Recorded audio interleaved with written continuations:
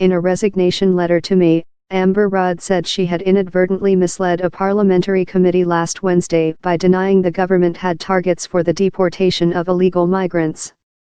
May accepted her resignation. For 2 weeks, British ministers have been struggling to explain why some descendants of the so-called Windrush generation, invited to Britain to plug labour shortfalls between 1948 and 1971, had been denied basic rights.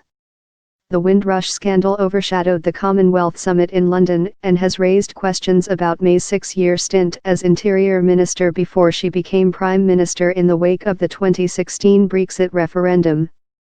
The Windrush scandal has rightly shone a light on an important issue for our country, Rudd said in a resignation letter to May.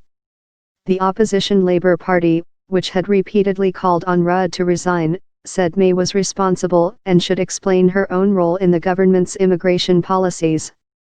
Abbott called on May to give a statement to the House of Commons explaining whether she knew that Rudd was misleading Parliament about the deportation targets.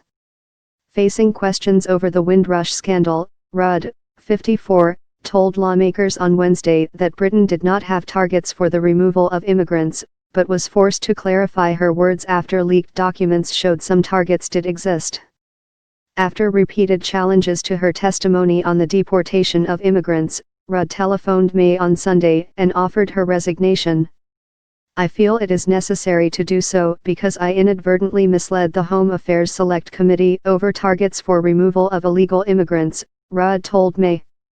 A replacement is not likely to be announced overnight.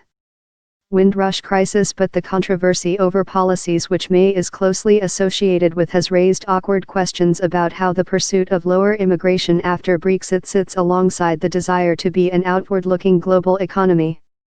The immigrants are named after the Empire Windrush, one of the first ships to bring Caribbean migrants to Britain in 1948, when Commonwealth citizens were invited to fill labour shortages and help rebuild the economy after World War II. Almost 500,000 people left their homes in the West Indies to live in Britain between 1948 and 1970, according to Britain's National Archives. The crisis has focused attention on May, who as Interior Minister set out to create a really hostile environment for illegal immigrants, imposing tough new requirements in 2012 for people to prove their legal status.